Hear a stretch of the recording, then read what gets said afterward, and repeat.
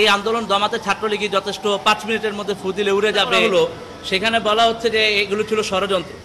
যে প্রথম কথা হলো, আমরা আন্দোলনটি শান্তিপূর্ণভাবে চালিয়ে যাচ্ছিলাম এবং 14ই জুলাই আমরা রাষ্ট্রপতির কাছে স্মারকলিপিও পেশ করেছিলাম। এরপর তৎকালীন প্রধানমন্ত্রী প্রেস ব্রিফিংয়ে শিক্ষার্থীদেরকে রাজাকারের বাচ্চা নাতিপুতি বলে ব্যঙ্গ করেন, উপহাস করেন এবং আন্দোলনকারীদের জন্য এটা ছিল অত্যন্ত দুঃখের এবং ক্ষোভের। পরবর্তীতে বিশ্ববিদ্যালয়ে ছাত্রছাত্রীরা সবাই আন্দোলনে নেমে পড়ে। আপনারা জানেন সেই রাতের কথা, তুমি কে আমি কে, রাজাকার রাজাকার, কে বলেছে স্বৈরাচার স্বৈরাচার, এই স্লোগানে বিশ্ববিদ্যালয়ে মেতে ওঠে এবং সারা দেশে এটা ছড়িয়ে পড়ে।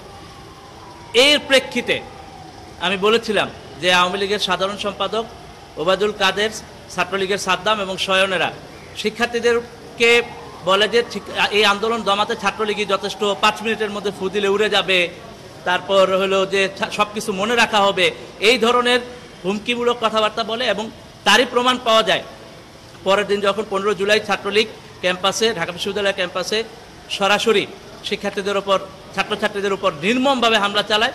সেই দৃশ্য, বিশেষত তন্নির চেহারার দৃশ্য সবার স্মরণে থাকার কথা।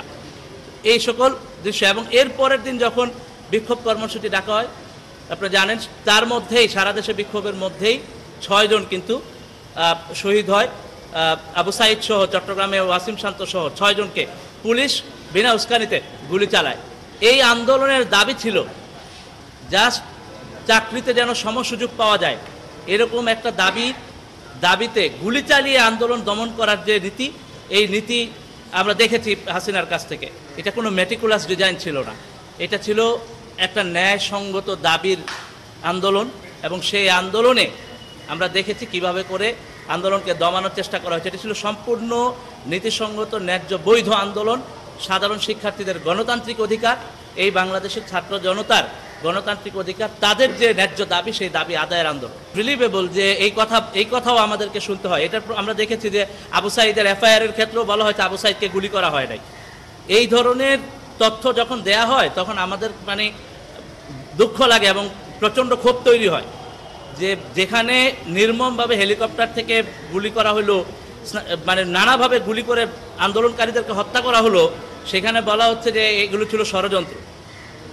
এই মানসিকতা, এই যে আওয়ামী মানসিকতা, এই যে ফেসিবাদী মানসিকতা, এই ফেসিবাদী মানসিকতাকেই বাংলাদেশের মানুষ এই গণ অভ্যুত্থানের মধ্য দিয়ে প্রত্যাখ্যান করেছে।